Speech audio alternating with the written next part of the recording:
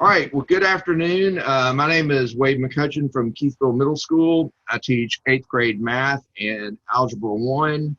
I've taught there for the last 4 years. Well, I'm Vicki Kleinsesser. This is starting my second year at Keithville, but it'll be starting my 37th year of teaching total. So looking forward to learning some new math since I've only been doing math for a couple of years here. So. Hey everyone, I'm Shamanda Williams and I teach at Fair Park. I am actually fairly new into the education field and I just look to kind of further my process with teaching and everything, and I also teach 8th grade math. All right, so our objectives for today. So teachers are going to explore and become familiar with the standards using the pacing for 8th grade math unit 1 titled Rigid Transformations and Congruence. Teachers will examine the instructional resources available and apply those to develop high-quality lesson plans. We'll identify potential unfinished learning gaps due to the spring 2020 school closures and figure out how we're going to address this. And then we're going to use best practices using illustrative math curriculum in the context of a virtual learning environment. I will say that everybody should have received an email from me earlier today giving access to a folder. So everything that I'm doing today is already in that folder. These slides are already in there. The links are clickable. And that was sort of one of my goals, was to have like a comprehensive resource for everybody. All right, so on to slide 3. So these next few slides, I'm not going to spend a lot of time on because they were addressed in detail in previous presentations, but they're just sort of a point of organization for me. So the first one is the LEAP 2025 assessment guide. So what I like about it more than anything else is on page 20, all the resources that it lists, and it has the links to, and has the links to some of the items that I want to talk about. Anyway, so our plan for today is we're going to start with the big picture for the entire year, and then we're going to narrow the focus down to the first unit, and then finally we're going to talk about lesson 1. So the LEAP 2025 assessment design, again, this just gives you an overview, the type questions, type 1, type 2, type 3, and then it breaks them down between the 3 sessions of the LEAP assessment, major content, so on and so forth, number of questions. The next one is the equation builder. So my point of putting this in here is to make sure that we're familiar with it. The first time the students see the equation builder certainly does not need to be when we take the LEAP assessment. It needs to be something that we use throughout the year. Our challenge should be, teaching and learning the standards. There's another challenge for getting the knowledge from the students. So one of the things that I've experienced is I'll give an assessment and I'll have a feeling for how we should do before I give the assessment, and the results will come back and not as high as what I wanted, or at least where I thought we were. So one of the issues is getting the students to have the knowledge. Another issue is getting the knowledge out of the students. I know in a discussion from a lady that's over the LEAP assessment for the state, she said she can tell, the graders can tell, that students struggle with this equation builder.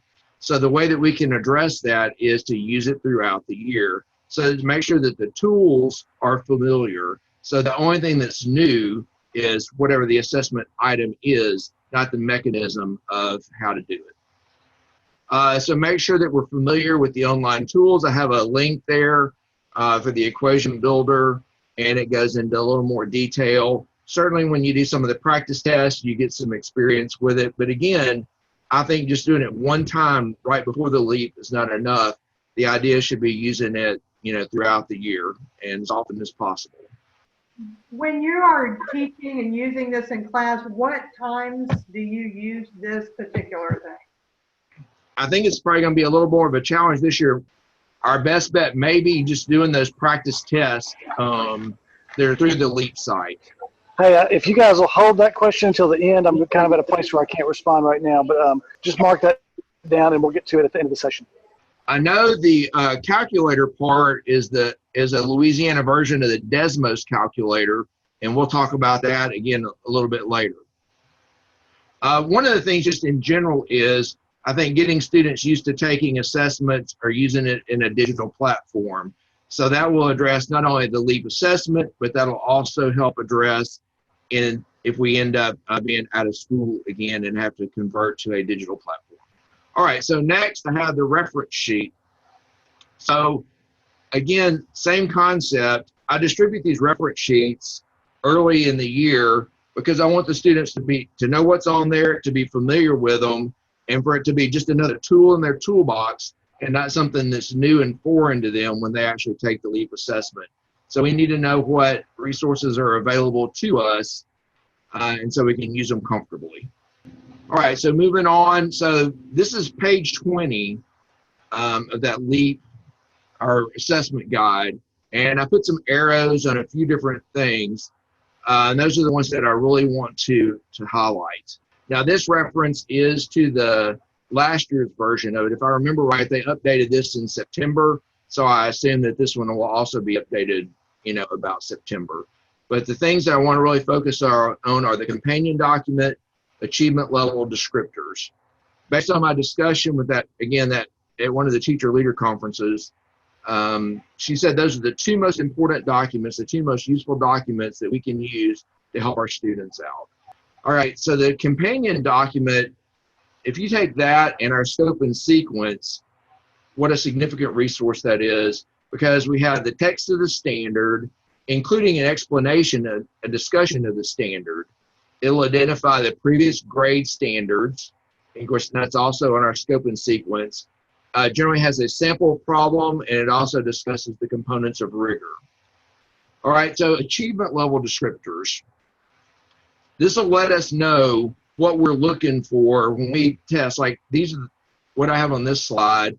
So these are the first standards that we're working with, 8GA 1 through 4. And so we can see by different categories what our students need to be able to do. So that lets us know what we're shooting for. So again, super high value resource. Okay, and then moving on to our Caddo resource, I have links up there to the Caddo Math webpage that's been discussed previously, and then our Caddo 8th grade scope and sequence. So we see on there where it has the UL that, again, that's been discussed previously, that we may have some unfinished learning. When it has the red UL, it has our standard, the component of rigor, task type. But some of the other valuable resources can be our Khan Academy, if there's a video available, and then it also addresses remediation and unfinished learnings, more specific. Okay, moving on. So digital resources. So I just put a few of them on here, and I'm just going to start at the top. So I read a document early, I think in January, saying that Desmos is going to have more activities related to illustrative math. Haven't found a lot about it yet. There are a few there. Down in the notes part of this slide, there is a link to it. So that's an option. The calculator that we use on the LEAP assessment is a Desmos calculator. I also find useful via Facebook and the Open Up user community, where people across the country, users of this, exchange information, ask questions, great resource. Over to the illustrative math, so that's the McGraw-Hill digital platform. We can access that through ClassLink. So certainly I did my assessments through there. I did some lessons through that last year, but something to definitely be familiar with. Khan Academy. So while there's not a Khan Academy lesson to support everything that we do, there are many. So again, another tool to have. So we can see in the link that I have, it's broken down by unit. So again, another helpful resource. All right, so moving on to planning for Unit 1. So begin with the end in mind. And how do we do that? We need to know what are we shooting for? I say on there, study the Illustrative Math Unit 1 overview. So there's a fantastic resource that talks that addresses Unit 1. So we need to have a big picture of these first. It turns out we're doing 16 lessons in Unit 1. So we need to know, what's this unit about? Huge is also vocabulary. It's nice to know what's the vocabulary that they've used before they came to us in prior grades, and then what's the new vocabulary that's going to be discussed in this. And so on this one, it shows us on this document, it tells us what's the new vocabulary, and it's broken down by lesson. So I think vocabulary is essential. It goes to the required materials. One of the things right off the bat, we have to have the geometry toolkit assembled, and then it tells us about the block line masters that we'll need throughout the unit. It'll tell us the standards that we're going to do per lesson. One thing that I did planning for this was I actually took my Louisiana State Standards, and I just started writing in the margin the lesson where we addressed it. It's not something I've done before, but I think that might end up being useful. And say, okay, this is when I know that we did this. Because, you know, oftentimes our standards are so large, one lesson doesn't knock out a whole standard. It takes the group of lessons to address it. And Wayne, I'm going to interrupt for a second. If I remember right, yesterday I heard that this is going to be a unit that we may have some struggles with as far as the unfinished learning. Right, and I'm going to talk about that in a couple of slides. Okay. So I went through and sort of picked out the lessons, the unfinished learning specifically that we have to go back to. Okay. Absolutely, it's a good comment. One of the things too, it's not listed, I don't think, as a part of the geometry toolkit, but especially with doing the rotations, get that box of patty paper. So it's not something that you want to read one day and need it for the next day. So whenever you're gathering your supplies, get that container of patty paper. It sure makes doing rotations and some of these activities much easier, and students adapt to it pretty well. All right, so moving on to planning Unit 1, do the math. Do the math, do the math, do the math. So we have to work all the problems. We need to work every problem in every lesson. And in this case, we have a mid-unit assessment and an end-of-unit assessment. Okay, why do we need to do all that? We've got to be able to anticipate what are the issues that our students are going to have. And the only way that we can do that is if we've already done the math ourselves. Study the teacher's companion document for the unit standards. Everything that we do has to be rooted in the standards. That's the foundation of everything. So we have to know this standard inside and out. We have to know how it's going to assess. What does that standard really mean? What does an assessment item, what is it going to look like not only on the LEAP assessment, but what does it look like on the illustrative math assessments? What remediation would we need to do lesson by lesson to support that? And also, obviously, taking into consideration unfinished learning. Components of rigor, and then, like I said, assessment examples. I also look at the achievement level descriptors that we talked about earlier. What is specifically for those different performance categories where our students need to be able to do? All right, so in Unit 1, we have 2 assessments. We have a mid-unit assessment after Lesson 10, and then the end of the unit assessment after Lesson 16. There is a Lesson 17, but that's not one that we do. So for us, Unit 1 ends at Lesson 16. So again, work the assessments, anticipate difficulties. Remember, everything that we do supports our standards, our LEAP 2025 assessment, and the illustrative math assessments. And then that'll also allow us to analyze our assessment results after the fact and then develop our plan to reteach. So when we were going through this, Vicki had asked me about the illustrative math assessments. So what's that like? So I did those last year. So some of the items are online and machine graded items. Some of them are teacher graded items where they enter the answer in online, but we have to grade them ourselves. Some of them are, we have to hand out a recording sheet for a student to actually, they'll read the question online or maybe not, and they have to answer it on a piece of paper. And from what I remember, every assessment had to have that recording sheet. So there was at least one or two question or components of it that they had to do separately. I always have students turn in their scratch work so I can evaluate their work for partial credit, so I can try to see more than just right or wrong. Where did we go right or wrong? At what step? So when I hand the exam back, or when we go over the exam, when it's over, they'll have their scratch work with them. And the idea is they'll be able to see, if I got it wrong, where did I get off track? Like, I was okay to here, I made this one mistake, and then that's my mistake. I can fix that and move on. And to me, that's a lot better than just a purely right or purely wrong. So the assessments from illustrative math through McGraw-Hill are sort of a hybrid. They're not purely online. I still found myself on multiple select items.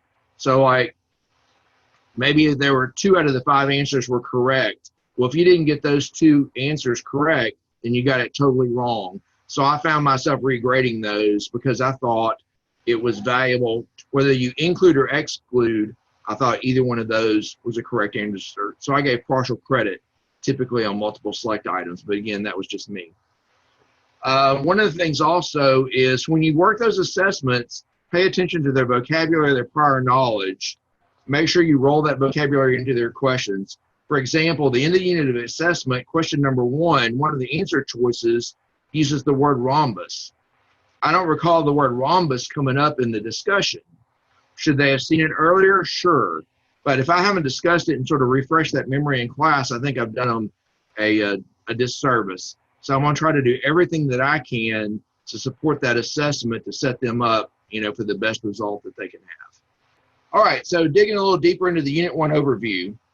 So according to the scope and sequence, we're supposed to be done by September 11th. So that's 24 instructional days, but that doesn't mean all those are allocated to just teaching our math, because that's all the beginning of the year routines and diagnostic. And, we have to spend a good chunk of time at the beginning of the year establishing our classroom routines and procedures and things like that. So inside that 24 days, we have to get everything we need to get done for the school, plus establish our routines, our culture, and then also teach this. According to illustrative math, about 20 days, including 1 day allocated for like check your readiness, taking the mid-in-unit assessments, and then going over the assessments afterwards. So one of the things, obviously at the beginning of the year, we're establishing classroom procedures and routines. It's essential to establish your classroom norms and culture. One of the things I try to do is sell the students on the process. Believe in the process that we're doing. If you believe in the process, if you do what I ask you to do, we're going to have a good result. And one of the biggest things for me, and I have a big poster, and I attached this poster in the folder that I shared with everybody. And this is one that I got from a math content leader thing. It says, establish that mistakes are expected, inspected, respected, and corrected. And build on that and try to do everything that you can to get students comfortable with making mistakes. Mistakes are evidence of people that are trying. Everybody makes mistakes. It's a normal part of learning. It puts us one step closer to the answer. So that's one thing saying at the beginning. You can have it with the poster, but then you also have to live that out every day in your class. So that's a huge thing, is setting the culture so that people are willing to take a risk. So you look at taking a risk, and chances are if someone tries something, you try to find some nugget of something that is correct that you can build off of. The other side of it too is, we make mistakes in class. So that's just part of it. So we need to make sure that we live it ourselves too. Okay, so McGraw-Hill Digital, when you're evaluating that, I didn't use it for every lesson last year. I was in one of the other sessions the other day, and someone used it for every lesson. I'm not there yet.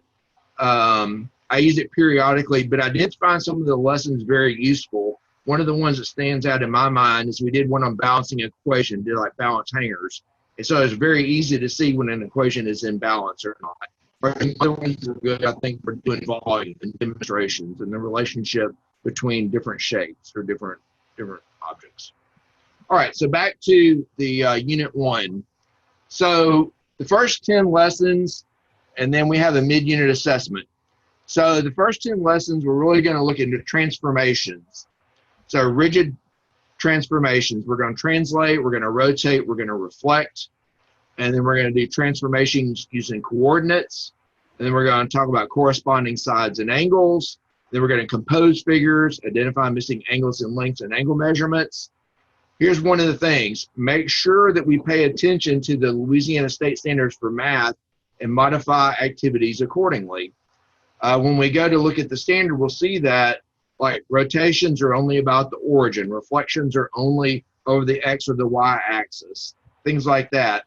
So this textbook, I believe, was written for Common Core state standards. So there are some subtle differences. So we have to modify some things according to what our Louisiana state standards say. And then, so we have the mid-unit assessment after lesson 10. I think that the first 10 lessons, that's a really great way to set our students up for a good start for the year. I think the geometry is a nice place to start. It's probably more accessible than some of the other stuff that we do. So we have a great opportunity, I think, to start our students off with a win. Then we move on to lessons 11 through 16 and the end of unit assessment. That's when we move into figures that are congruent. And then we go into angle measurements. We have the parallel lines cut by a transversal. We identify missing angles, identify missing angles in a triangle, and then explain using pictures why the angles in a triangle all add up to 180 degrees. Okay, so here's where we can get specific on some of the unfinished learning. So I went back to each of the standards that we went through that we're doing in Unit 1 and tried to figure out, where was the potential unfinished learning, and this is on the scope and sequence also. So specifically for 8GA1, we likely have some unfinished learning related to 7GA2 and 7GB5. So it's drawing geometric shapes and then using facts about supplementary, complementary, vertical, adjacent angles, and multi-step problems.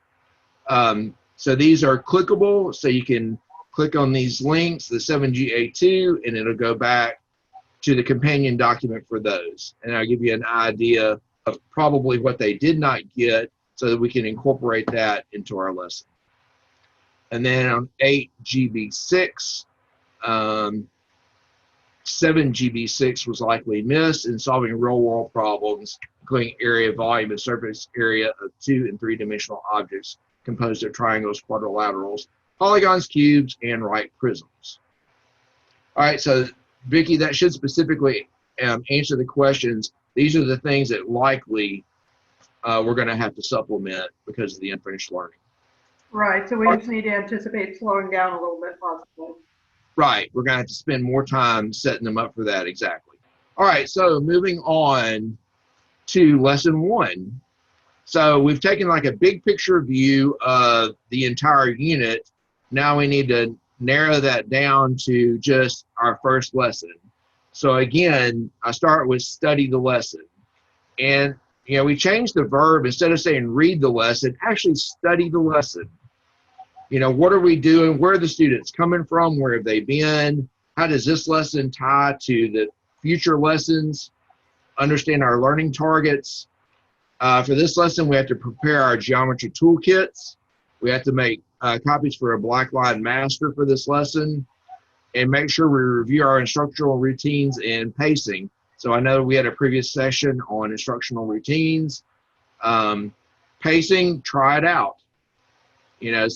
See what a reasonable time is. I know that I have to have time frames or some pretty strong guidance on how long I'm going to spend on each activity so I don't get off track to make sure I need to get everything in that I need to in a lesson. Again, at the beginning of the year, our time frames are a little bit more generous so we can sort of, get ahead of steam going. One of the things that I like about lesson 1 specifically, everybody should be able to do it. All you have to do is describe how an object moves in everyday language. We're not to technical language yet, math language. That's going to build in a future lesson. But in these first one, you just take shapes and you just notice that it moved. How did it move? Where did it move? Again, this is an opportunity for every student to enjoy success in math. So it's a good way to start the year. And the idea is to allow them to build confidence and encourage them to take risks in the future. And they get used to taking those risks and they realize, hey, I got this right. Or, hey, I didn't get this exactly right, but you know what? I got something right. I tried, or I made a mistake, and it's okay, because that's part of learning. All right, so moving on to lesson planning considerations. So number one, I know Rogers mentioned earlier that there may be some adjustments in the number of instructional minutes, but obviously that's a factor. So how many instructional minutes do you have? RTI, does it have to be integrated into your class? Is there a separate RTI? Obviously, specifically unfinished learning, and certainly, what are the needs of your students? One of the things that you can do too is, if you're an 8th grade teacher, and you can go down the hall and talk to the 7th grade teachers that had those kids last year, and you can get some quality information on where did we leave off when we left campus, and then what happened, how did it go for the home learning, how effective was it? All right, so next thing, so create a plan for lesson 1.1, moving in the plane. I create another bell ringer. Again, this is just the way I do it. So what I'm talking about now is just one approach. Most of the time, my bell ringer is based on a prior grade standard or prior year standard, I believe is how we called it. It could just as easily be a spiral review topic, a previous test question that we need to go back and revisit, an illustrative math warm-up. So typically the first activity is a warm-up. Any class need that I have, any release test item. The way I do mine, since I have Chromebooks in my class, is I create my bell ringers using Edulastic. So it's one question per day, and we submit them at the end of the week, and they're always items that can be machine graded. But we go over it, we go over it. Students have the opportunity to correct their answer. They turn in their work so I can have some evidence that they're participating, not just trying to answer a question. Review homework. Obviously, for our very first lesson, there's no homework to go over. Practice the lesson versus the pacing minutes. So we're given some estimated times for pacing, but practice that. Annotate your lessons with notes and questions. The things when you work these problems, when you work those end of unit assessments, that mid-unit assessment, when you look at the cool down, what are the things that you can anticipate, and how can we address that in the front end so that we can set our kids up, for a win. And then after every lesson, go ahead and again make some notes on the lessons learned. Okay, what worked? I need to continue doing that. What didn't work? And what do I need to adjust? I assume we've all had the experience that if I teach this lesson 3 times in the day, the third time I teach it's going to be better than the first time because I've learned something and made adjustments along the way. Okay, so what I'm going to show you next is just one way to start a class.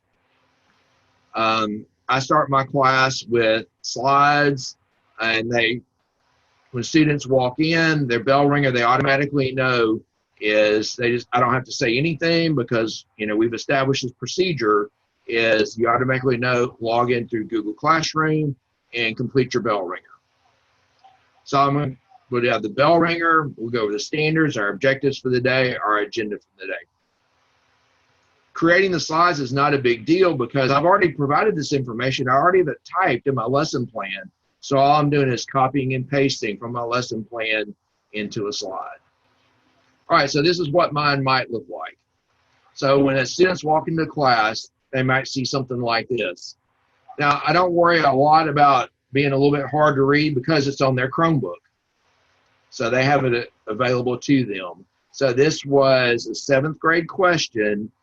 There was a prior year standard based on, I think it's 8G1. So I have that question on there. And I put every day, I put some sort of a positive quote And for this day, I said, I failed over and over again in my life, and that's why I succeed by Michael Jordan.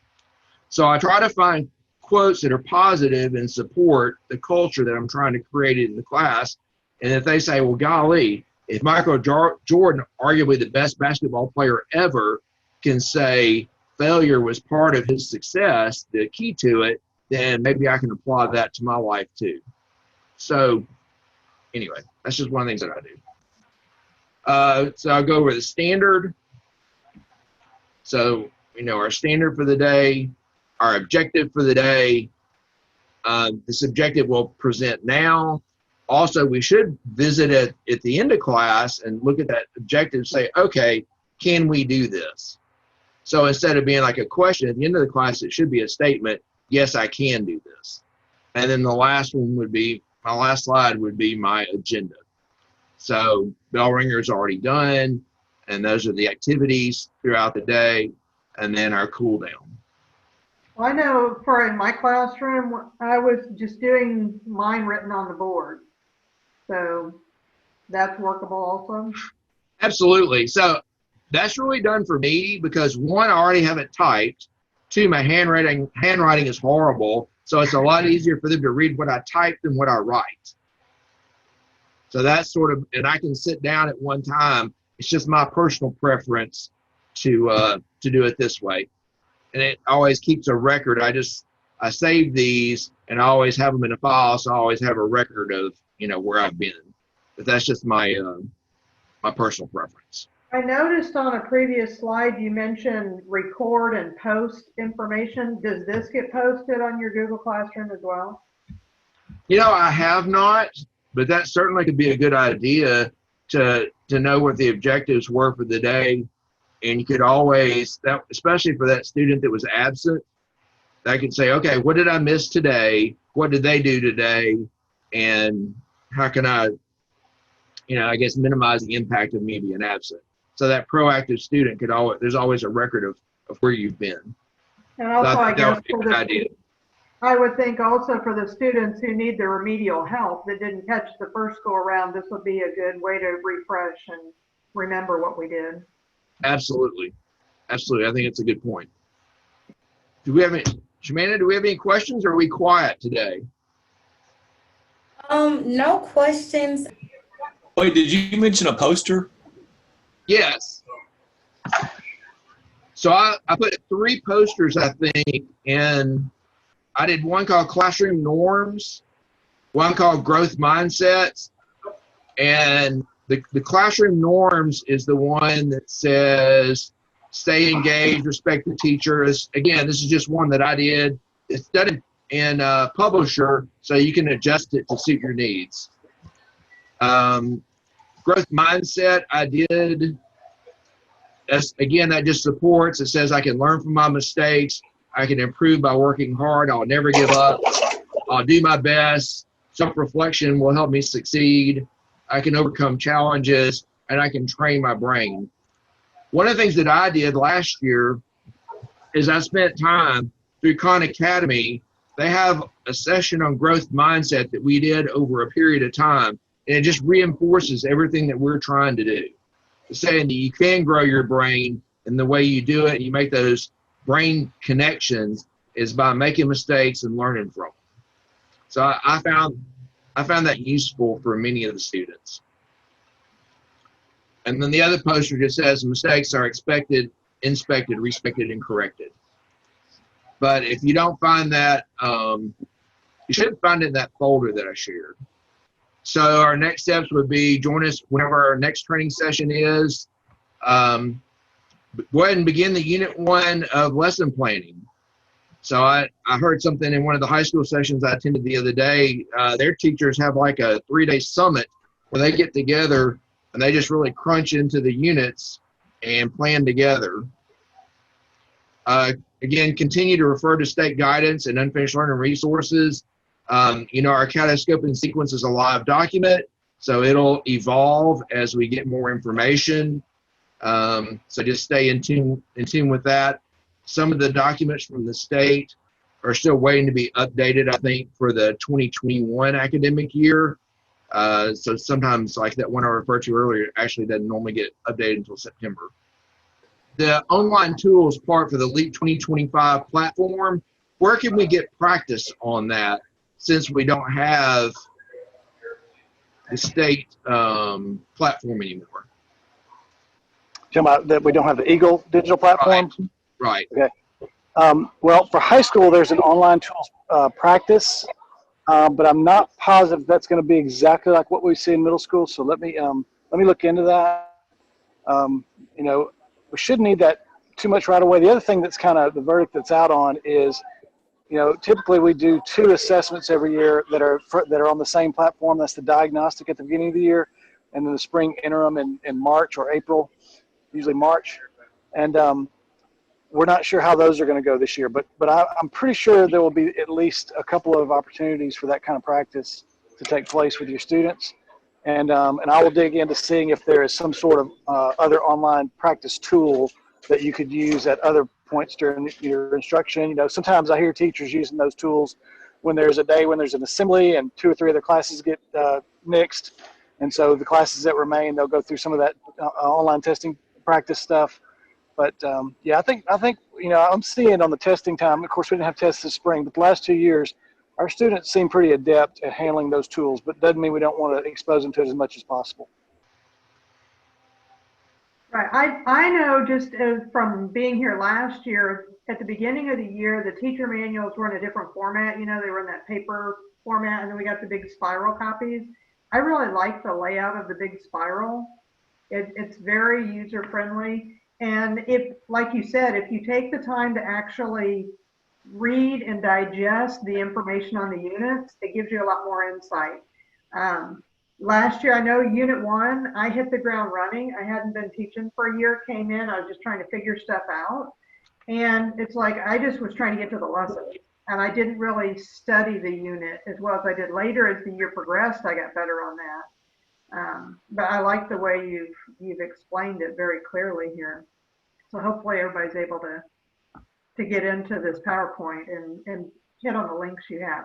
The one question I had for people though, I'm just wondering if everybody else is at a school as awesome as I am, because I have you as a partner teacher at Keisha, and you are very good at sitting down, not just with me, we could share with the 8th graders, but you were very good at also pulling in the 6th and 7th grade math teachers about once a week, and we would do shared planning. So it was a lot easier for us to all kind of stay on track and not get behind on scope and sequence and stuff. And I'm just wondering how it is at other schools, because if they don't have that available, is there a way that we could, throughout the parish, maybe be able to link people up to help with sharing with the planning? And Roger, I think you talked about earlier about us, especially pooling our resources. There's no sense in everybody having to reinvent the wheel. So certainly 8th grade teachers can pool their resources so that, I think we know we're doing the same thing, right? We're all in the same boat. We're all here for the same reason. We're trying to do the best thing that we can, share ideas. And so I think we're going to have like a shared drive was maybe some of the discussion, so we can share resources. Maybe some of that may still be a little bit fluid. Now, we've tried the Google Classroom in the past. 6th and 7th grade has made a kind of re-up their efforts on that today in today's sessions. But yeah, I am curious to hear some answers to Vicky's question about, are there other schools, teachers who are listening right now, where your school has some sort of common planning or just opportunities to talk with teachers from same or other grade levels, or if you just do that casually? I'd like to hear how that's going. I know for us last year, we did it casually. One of the reasons was we had so many new teachers, some like brand new teachers, and some while Vicky knew what she was doing, she was new to math and new to our school. But we had like 3 brand new first time ever teachers. So we were just trying to get them to survive a day at a time. Yeah. I think this year, I think it's going to be more structured at our school than it was last year, where we get together for have like a common planning time. And one of the things that's so important is how our grades are connected. And it's essential that we see that. Like if you're 6th grade, how are you setting them up for 7th and 8th and beyond? And if you're 8th, where have they been and where are they going? We need to know both sides of those, where they've been and where they're going. Yeah, that's why the cross grade levels meeting together at least every once in a while is good, but doesn't necessarily mean you need to do that every week. Now, I will say that our task force has before the quarantine we had mapped out a plan for doing ongoing unit training throughout the year. So whereas today was kind of focused on Unit 1, that we actually even mapped out dates, but I'm not sure how those are going to fit with what we see in the fall because we don't know what it's going to look like yet. But just know that those plans are already in place. And now that we've gotten so much more familiar with virtual platforms for meetings, I'm pretty confident that we will have a Unit 2 planning session for 8th grade math and a Unit 2 planning session for 7th grade math, all the way through Unit 8 for all grade levels. So that'll be exciting. And any ideas you guys have for me as far as how I can help us be more prepared, not just for the beginning of the year, but as the year moves along, please let me know because I need to hear from you. Yeah, well, I was just going to say, I am very interested in, just like what Robert said, is having some kind of commonplace. If we could have a folder for assessments, folders for PowerPoints, a folder for, extra classroom work that we could all share. Because like you said, I think where I struggle and is in my assessments, making sure that the assessments are, doing what they're supposed to be doing. And I am very interested in seeing what everybody else does and, Awesome. and making sure that, I am keeping up with everybody else.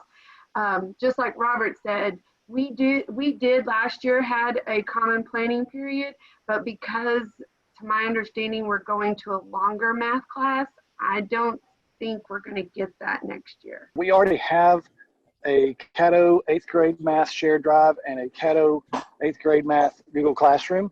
And it's just a matter of me getting those back out in front of people.